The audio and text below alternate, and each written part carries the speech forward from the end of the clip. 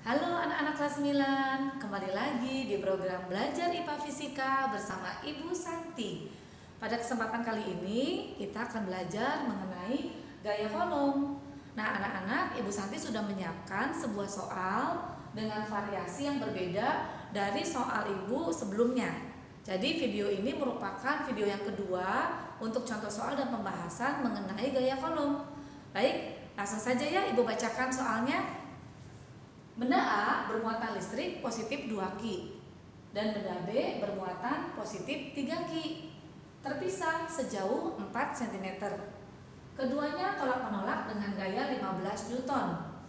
Jika muatan A diperbesar menjadi positif 5 Ki dan muatan B diperbesar pula menjadi positif 4 Ki, sedangkan jarak A dan B didekatkan menjadi 2 cm, maka berapa besar gaya tolak-menolak antara A dan B sekarang?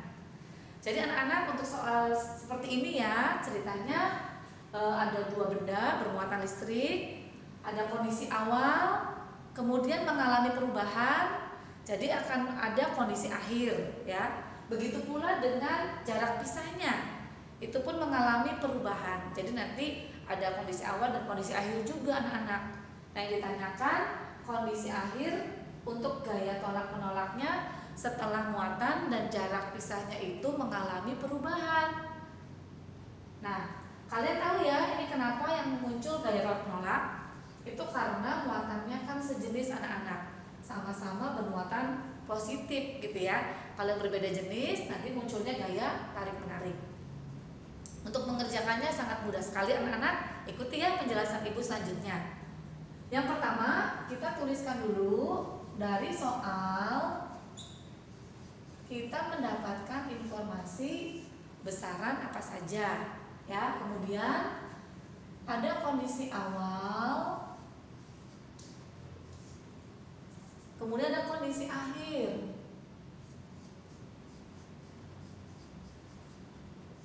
Nah, antara awal dan akhir itu kan ada perubahan ya.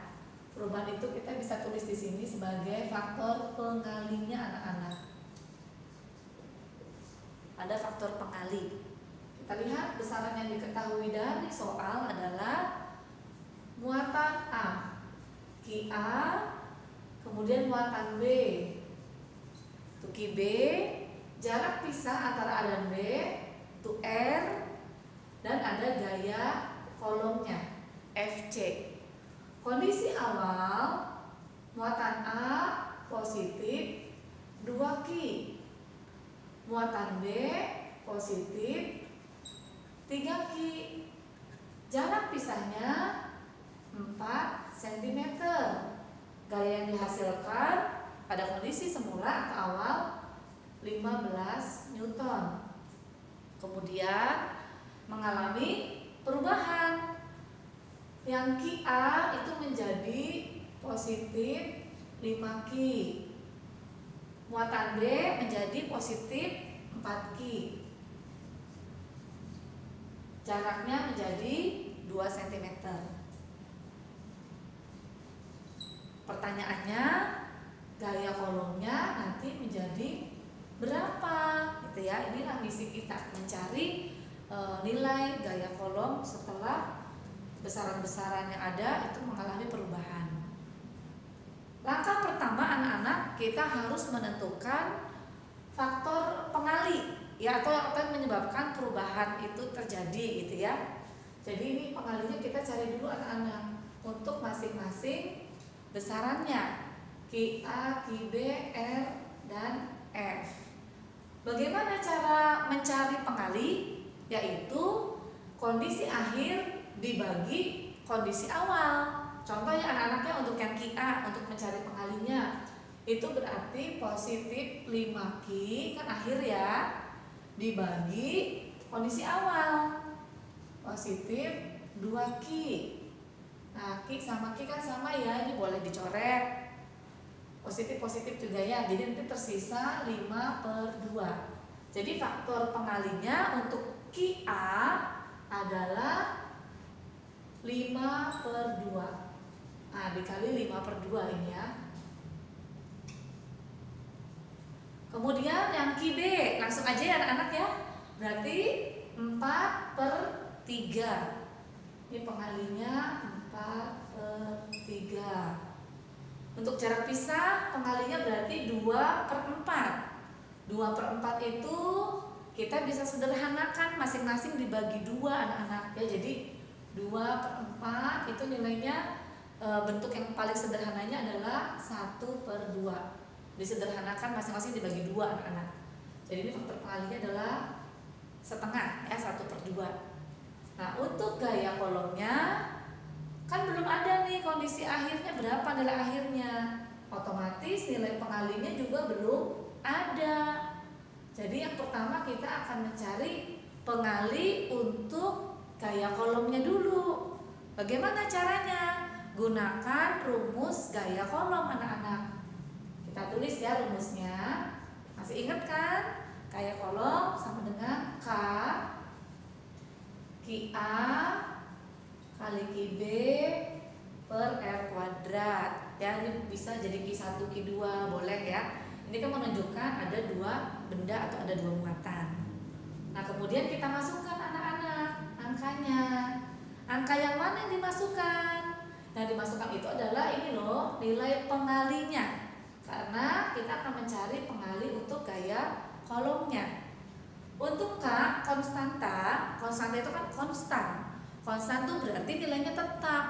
Nah, kalau tetap kondisi awal dan kondisi akhir itu sama, berarti pengalinya adalah angka 1.